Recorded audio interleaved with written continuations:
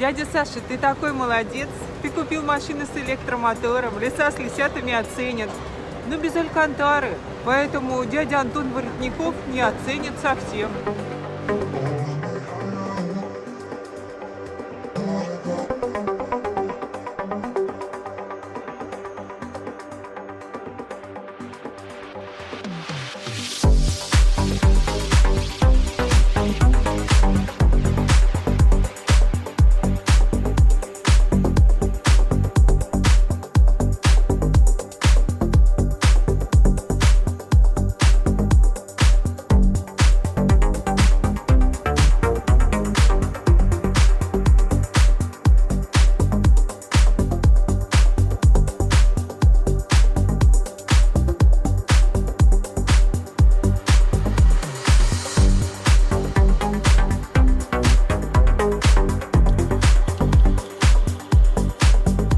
Всем привет, это канал OutSound, и много очень попросили в комментариях снять обзор про этот Mercedes, и много кто сейчас будет писать, что автозвука мало. Если в том году я очень сильно оспаривал мнение людей, которые говорят, что много обзоров Mercedes, я предоставлял статистику.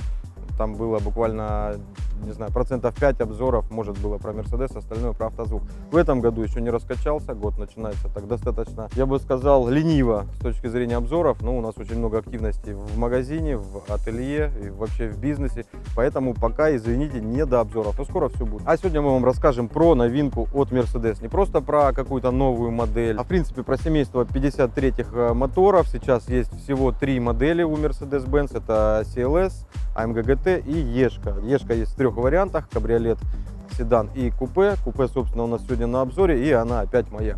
Вот самые интересные обзоры у меня почему-то получаются, когда автомобиль свой, не боишься там где-то поднажать, это во-первых. А во-вторых, я уже ознакомлен с автомобилем, и не как просто автообзорщик, который только что сюда сел и начинает там говорить, что тут строчка кривая, там, как Давидыч любит, там вот первое что-нибудь он увидит, там, плохое, начинает свои предположения строить и делать вид, что он разбирается в автомобилестроении лучше, чем инженеры Lamborghini, например. Первый раз в жизни только что сел за эту тачку. Вы там в Lamborghini, ребята, вы чем вообще думаете? Здесь стоит М256, сам по себе двигатель новый, это уже не V-образная шестерка, 3-литровая, как раньше было на Мерседесах, теперь стоит 6 в ряд. Турбонагнетатель и электромотор. Вот, собственно, что отличает индекс 53 от 43 и от 63, это именно двигатели гибридные. Основной двигатель здесь стоит, как я уже сказал, 3 литра 6 в ряд, и его дополняет электромотор на 22 лошадиные силы и 250, по-моему, ньютонов крутящего. Этот мотор гасит очень бодро турбоямы, очень бодро прыгает с места. Просто, вот, я не знаю, я еще ни с кем не становился, но с Quattro не буду сравнивать, да? Я затроллю. Quattro быстрее всех прыгает. Ну, машина действительно вот с нуля очень хорошо включает электромотор, плюс какой еще есть у этого двигателя, по факту он битурбо. Ну, написано турбо, и турбина традиционная стоит одна, но есть также еще один дополнительный электрический нагнетатель, и он, соответственно, когда турбина еще не раскрутилась, гонит в смесь воздух, соответственно, гасит турбоямы этим в том числе. Поэтому у нас турбоям здесь практически никаких нет.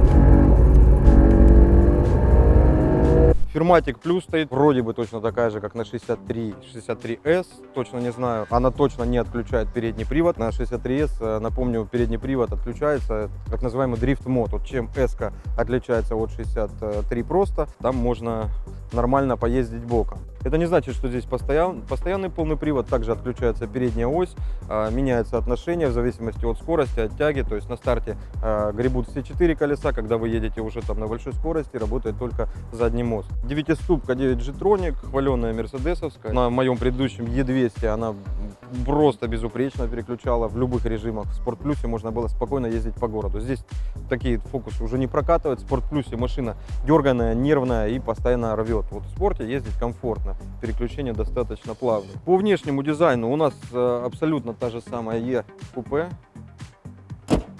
За исключением того, что у нас стоит радиаторная решетка AMG. На всех других сейчас идут или бриллианты, которые я ненавижу, вот покажи их на СЛС. Или двойная решетка, как у меня была на Ешке. Вот опять бриллианты, и вот опять бриллианты. Сука, я их ненавижу. Вот реально, ну это бабский вариант. Ну простите меня все владельцы Mercedes, у которых эти бриллианты. Есть такая опция, как Night пакет. В этом Night пакете эти бриллианты красятся в черный и выглядят менее модно. Ну вот по мне вот эта решетка и решетка 63-го это сейчас эталонная на Мерседесе. Многим нравятся также вот новые решетки, как на МГГТ стоят, Pan American они называются. Здесь у нас рабица классическая. Самый такой пацанский, мне кажется, нормальный вариант. Без бриллиантов, без панамериканов. Бампер точно такой же, как на любой Ешке, никаких отличий. Единственное, что в этом автомобиле установлен Night пакет. И вот нижняя губа здесь черная. Что еще в себя включает Night пакет? Черная окантовка проемов окон. И это плохо. На Мерседесе это плохо. У меня почему-то пока не случилось, возможно, уже что-то пофиксили. Но вот этот вот черный, я не знаю что, глянцевый, рояльный, Night-пакетный лак начинает цвести такими фиолетовыми узорами, начинает переливаться. И это происходит от плохой химии на мойке, как говорят, что-то окисляется, надо ехать на детейлинг, к Леше, он все починит. Это просто что-то нереальное, это просто, я вообще не могу в это поверить. Посмотрите, я здесь вижу себя, вы видите? Леша, как ты это сделал? Как по-братски, скажи, что вы сделали с автомобилем? Я не могу поверить. Так не может быть, блядь. Спойлер, лезвие, отличие от обычного купе. И отличительная особенность выхлопа 53-х, в отличие от гражданских машин и от 63-х, круглые выхлопные трубы. Очень агрессивный такой, с плавниками диффузор у нас стоит, все очень красиво. Задние фонари у нас также сделаны, так называемая звездная пыль, то есть источника света мы не видим, мы видим отражение от вот этой крошки какого-то источника света. Это очень красиво, это есть только на S-классе, на E-классе и на E-классе купе. И здесь у нас еще добавили анимацию. Вот такая анимация происходит, когда машину закрываешь и обратная, когда ее открываешь. Переливается, ярко загорается, потом включается подсветка номера. Очень красиво, ни хера не Audi, надо признать. Также добавили анимацию при закрытии, теперь также загорается синим только на мультибим фонарях. Если вы не знаете, что такое мультибим, посмотрите наш предыдущий обзор, там я очень подробно рассказываю про весь функционал E-класса. Мультибим — это матричное освещение, если в двух словах, аналога у которого нет у BMW близко. У Audi есть что-то похожее, HD Matrix LED, но там меньшее количество диодов, работает чуть по-другому. Здесь у нас не свет, а по факту проекция света, стоит блочок с 84 светодиодами в каждой фаре, и после них идут линзы. То есть мы видим 84 пучка света, любой из которых Mercedes может делать ярче, тусклее, выключать, включать и поворачивать, соответственно. На данный момент самое топовое освещение, ждали все лазер-сайт у BMW. Оказалось просто тупо очень дальний. Сразу отвечаю на самый частый вопрос, который мне задают владельцы седанов. Ну и как, неудобнее ли на купе?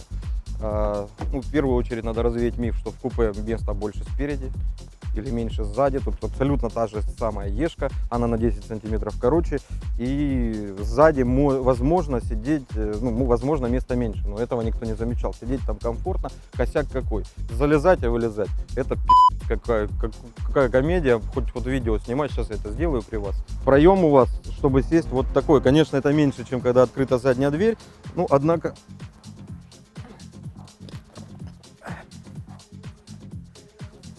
Вот я как бы сел, и... Виталик, ты сидел, да, сейчас впереди? Ну, Виталик не маленький, прямо скажем. Ну, до передних сидений я не дотягиваюсь. Сидеть комфортно, удобно. В BMW лучше.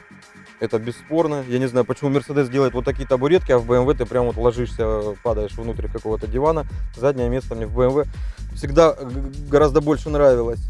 Я залезу вот сюда. Ну попробуй, ну да. В Ешку штук поместился. Ну прости, Ешка надо была хоть... Давай. Я как в детстве, не знаю, как ходить вообще. На тебя вся надежда. А то, говорят, автомобиль некомфортный. Ну... Сзади управлять ничем нельзя, нет ни кнопок стеклоподъемников, ни вызова стюардессы, просто вот сиди. И тут, по сути, место для маленьких детей и багажа, как бы, потому что само название купе, кауп, обозначает то, что автомобиль для пары, для двоих. Есть какие-то подстаканники. Если у вас нет постоянной суеты там с двумя детьми, с с какими-то вещами, которые вы постоянно возите сзади. Если вы ездите чаще один или вдвоем с кем-то, купешка это хорошо, и неудобства как бы возникают, но очень редко. Воздуховоды сделаны в другом стиле и подсвечены.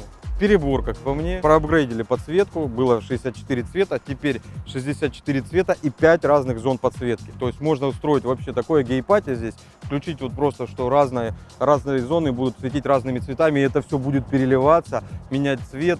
Нахер это сделали, я не знаю, но сделали. Ну, сука, вот эти вот дефлекторы отключить или сделать тусклее нельзя. Эппловский подход. За вас уже решили, что у вас и где светится. Фишка Mercedes купе, чего нет в большинстве других автомобилей. BMW нет. Это, чтобы вы понимали, BMW 6. Сейчас это BMW 8 называется. Двухдверная версия бизнес-седана. Так вот, у Мерседесов купе, по-моему, за исключением C-класса, отсутствует центральная стойка. Таким образом, когда мы открываем все стекла, у нас ощущение, что мы едем практически в кабриолете. А если мы еще и откроем крышу, то у нас это ощущение удваивается. У нас ощущение, что мы в каком-то кабриолете с жесткостью. Таком.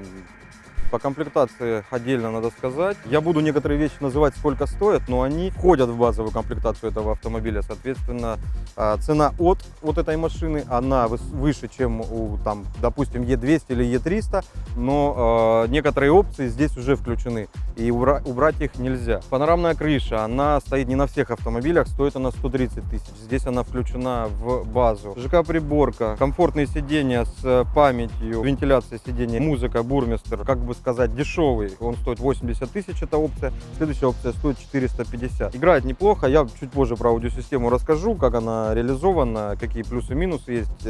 Честно, мне понравилось. Пороги с подсветкой. Эта опция стоит, по-моему, 1015. Тестроник здесь не поставили. Это вот та вещь, которую мы в обзоре GLS 63 смотрели, когда машина сама разгоняется, сама тормозит, сама поворачивает. Адаптивный круиз-контроль, по сути, ну там с доп-фишками. Тут ее почему-то не поставили. Она стоит 180 тысяч, эта опция. Зато поставили, сука, напу. Напа стоит 250. Вот эта кожа, самая дорогая у Мерседеса. Дороже идет салон Дизигна только. Он стоит 500 000, эта опция. Черный Мерседес мечта. И мне нравится, что он черный. Но, сука, мне это нравится час после мойки. Потом это такая срань. Я вам расскажу, как я сейчас моюсь. У меня не помогают никакие компрессоры там или выдувалки. Я на него сажусь, даю 100-120 туда-обратно, заезжаю на мойку, и мне вытирают машину еще раз. Кожа напа, я бы тоже ее не брал. По этой херне скользишь. Она холодная до безумия. Даже сейчас уже потеплело в Ростове. Я не представляю, что на ней зимой. Давненько не сидел. На Алькантару садишься, можно подогрев даже не включать. Эта херня вот прям отмораживает сраку. И заломы. Вот покажи, не знаю, уже будет видно. Вот на боковушках уже видно. Понятно, что это будет через 50 тысяч. Здесь будет вот это все порэпанное. Однако есть вентиляция, тоже сомнительная для меня опция. Может, классно летом, не пробовал. Из полезных вещей здесь стоит доводчики, стоят и бесключевой доступ. Достаточно сюда подсунуть руку, машина открывается. И также стоит hands-free access, по-моему, это так называется. Я это называю нога-багажник. Засунул, открыл, засунул, закрыл. Работает безупречно. Еще опции, которые в базе идут в 53-м. Firmatic Plus, как я уже сказал, полный привод. Без него нельзя этот автомобиль купить. И пневмоподвеска AMG Ride Control Plus. Очень дорогая опция на других автомобилях. Здесь она идет уже в базе. 3 регулировки жесткости и 3 регулировки клиренса. Они выставляются автоматически в режимах комфорт, спорт и спорт плюс. В комфорте у нас машина в среднем положении и подвеска в режиме говно. В режиме спорт у нас машина садится, но жесткость еще в режиме послушное говно. А в Спорт Плюсе, соответственно, у нас машина также в самом низу, но подвеска в режиме табуретка. Слева от руля также есть кнопка, при помощи которой автомобиль можно поднять в положение выше, даже чем он в комфорте, и она становится таким достаточно некрасивым джипом. Сейчас я вам это продемонстрирую. Только что мы из непрактичного спорт-купе городского превратили автомобиль в ваш любимый перевозитель картошки на дачу. Багажник, да, не показал? Мы его открывали, но не показал. Дачникам же надо показать. Ну, смех смехом, а вот неудобства в проходимости автомобиля или в вместимости я пока никакого не почувствовал. Багажник у нас точно такой же, как на седане, по-моему, да? Возможно, наверное. Ну, по ощущениям так же. И в нем нету ни хрена, сказал бы я, если бы у меня кто-то, кто заказывал этот автомобиль, не заказал такую вещь классную, как пакет вещевых отделений за 9000 рублей. Это ты ее комплектовал? Стас к нам присоединился, кстати. Покажи Стаса, наш неизменный друг и партнер. Спасибо тебе, Стас. Я только что сказал, что вот кожу я бы не заказывал. Зачем ты заказал кожу, а? Я этот ролик просто сейчас буду. Ящик для картошки. Чтобы этот ящик с картошкой по багажнику не катался, у нас есть вот такая сеточка, которая натягивается, и здесь прикрепляется креплением. И, показывай, крючок. Хер его знает для чего. Это стоит 9000 рублей. Это самый дорогой ящик для картошки. И подстаканники, ладно. Видите, как хорошо? Почему я Стаса сюда беру с собой на обзоры? Я начинаю троллить, а он менеджер, ему это продавать как-то надо. Его же теперь не купят, этот пакет вещевых отделений. Покажи кармашки еще, да.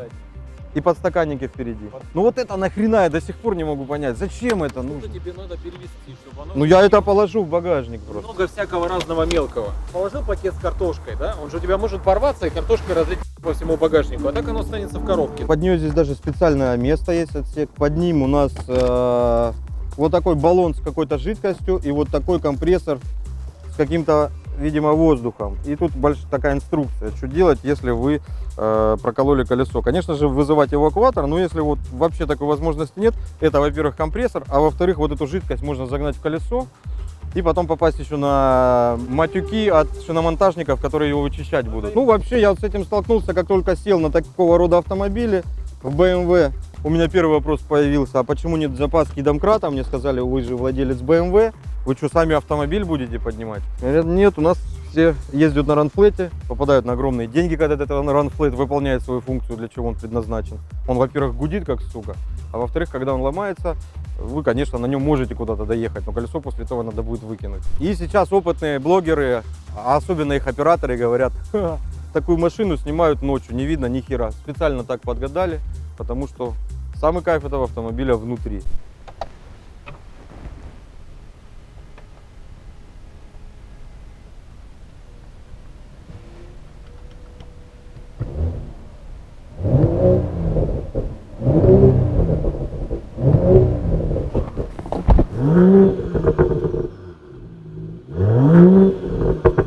Звук, конечно, не 63-й, но раскрывается на оборотах.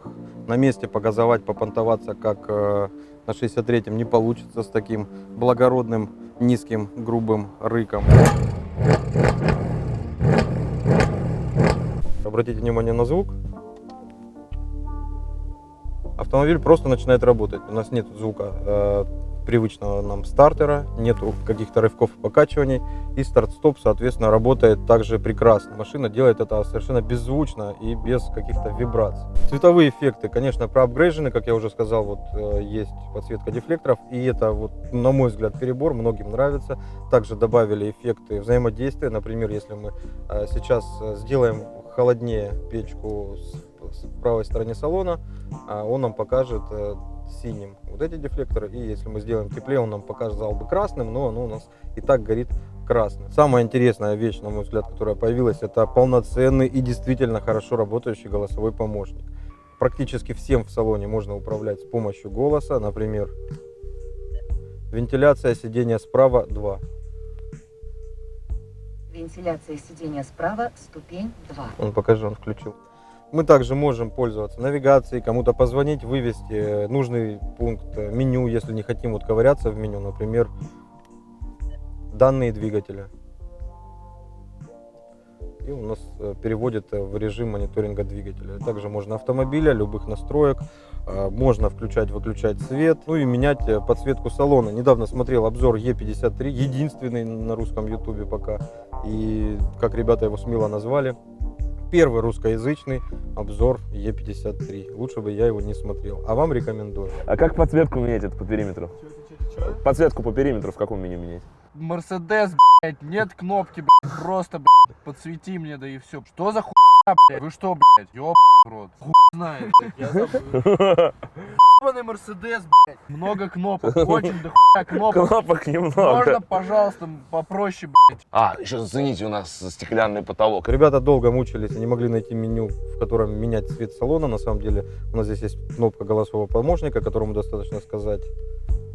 Комфортная подсветка синий. Комфортная подсветка синяя. В общем, все сделано так, чтобы вы могли делать практически все вещи на интуитивно понятном уровне.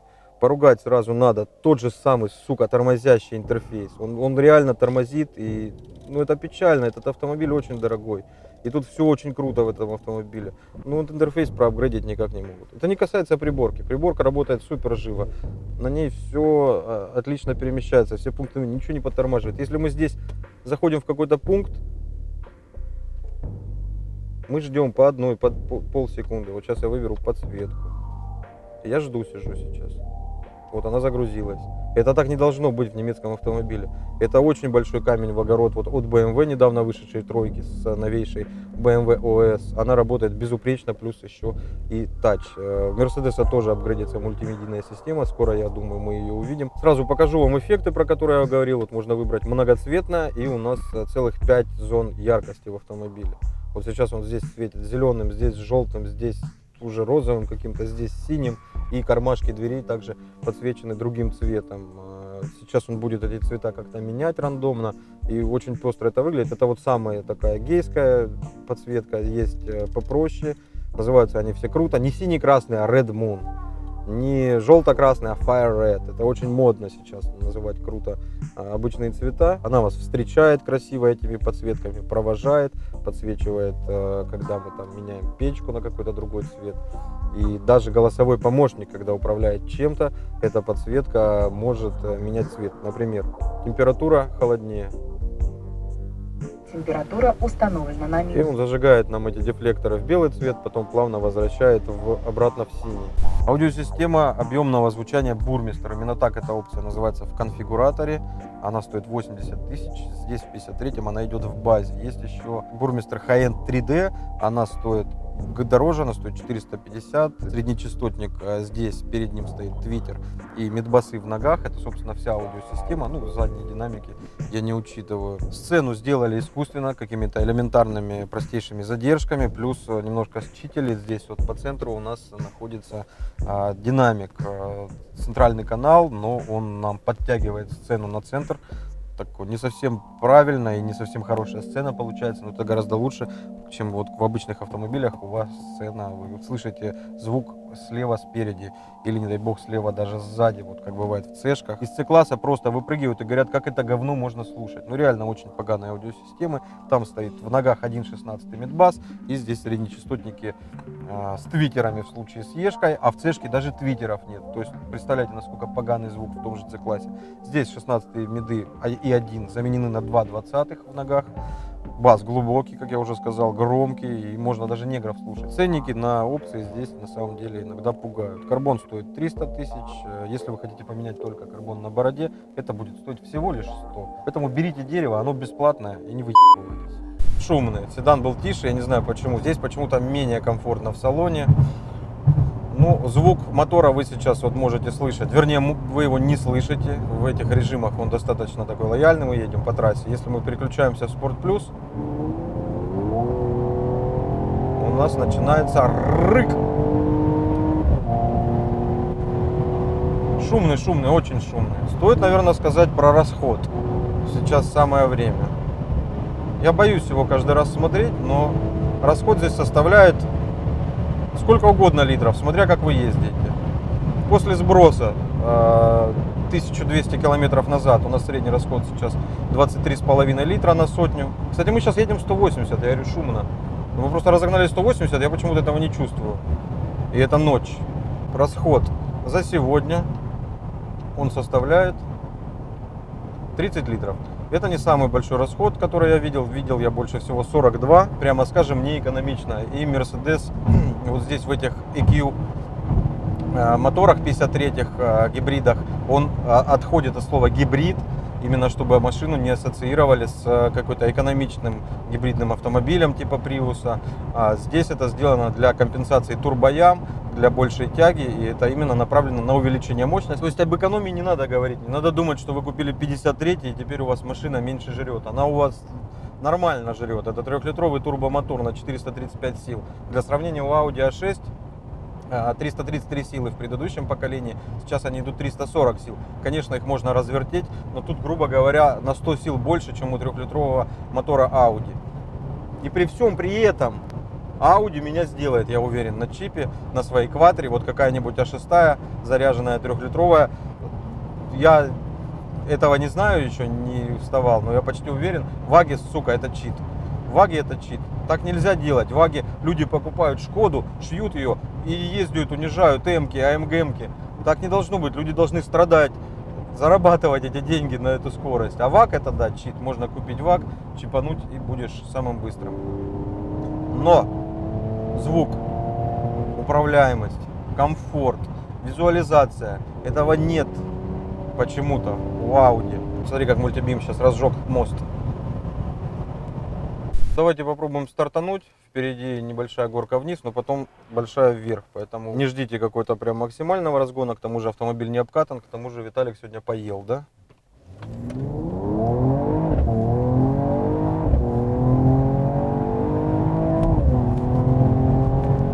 В горочку не очень тянет, но 160 у нас уже.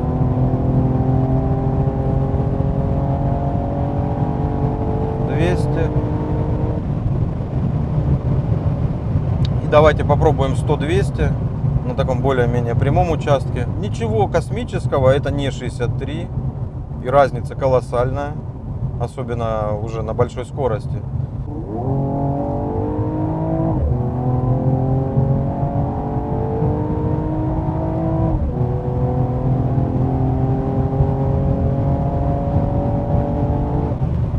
Долго.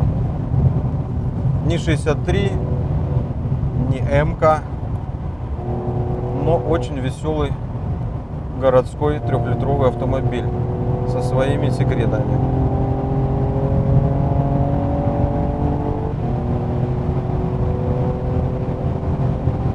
Она супер устойчивая, настолько послушная. На 200 такая уверенность. Почему не BMW?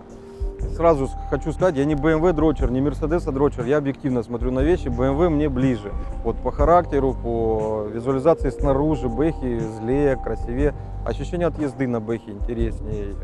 Сидеть в салоне уютней. Но в чем вот проблема именно по бизнес-классу? Если мы возьмем паркетники, внедорожники, я считаю, что там однозначно BMW. То есть у Mercedes это все не обновлено еще. В бизнес-классе Ешка или Пятак. Пятака не будет панорамной крыши, у него не будет мультибим освещения. Еще куча вещей, я могу долго продолжать, но ты вот приезжаешь в салон, смотришь BMW, тебе выкатывают там, какие опции можно, какие не можно, и ты понимаешь, что Mercedes будет лучше. Он будет богаче, у него будет лучшая отделка в салоне, хотя и минусы будут тоже определенные. Эргономика BMW лучше, сидеть удобнее. Если уж начинаете холивар, понимайте, что есть разные поколения, разные версии, разные модификации и разные комплектации. И какой лучше будет автомобиль, будет зависеть от огромного количества факторов. Ну и в любом случае самый лучший автомобиль это будет тот автомобиль, который приносит вам удовольствие, не ебет вам мозги. Очень часто и я троллю БМВшников, и меня троллят, и это все на дружеской волне. Если говорить серьезно, ну для меня это бред. Вот эти споры про немецкие автомобили, они все очень крутые. И там уже кому что ближе, кому какие опции нужнее, важнее. Подытожим. Автомобиль, ценник, наверное, неадекватный для разумных людей. Вообще логики в покупке такого автомобиля быть не может. За эти деньги можно купить, я не знаю, пикапы, возить много хороших вещей. Можно купить седан или универсал. Можно купить много чего. В покупке купе за такие деньги, в принципе, логики нет. Надеюсь, обзор вам понравился по автозвуку. Сейчас мы доделаем ремонт, у нас появится место, где снимать тесты, место, вообще магазин полноценный появится, потому что у нас там сейчас времянка, из-за этого очень много тестов не снято за зиму. Но, надеюсь, обновления в нашем магазине вас порадуют. Надеюсь, я порадую вас новым контентом. Не забудьте подписаться, написать ваш комментарий. А если этот комментарий, что вас заебали Мерседесы, лучше не пишите его. Я и так это знаю. Есть у нас категория людей, которых они заебали. Но мне по кайфу, и много кто просил. Я снял, вы посмотрели. Если понравилось, палец вверх. Там вы знаете, что вам делать. Всем покажите громко.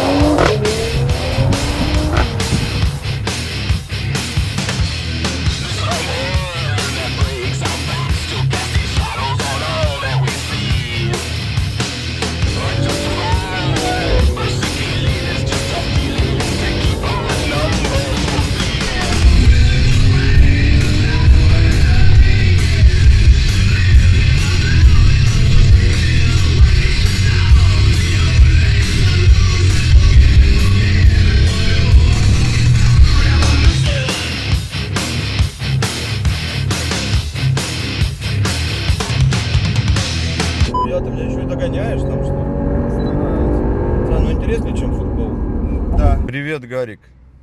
Саша, привет. Не ожидал от тебя такого.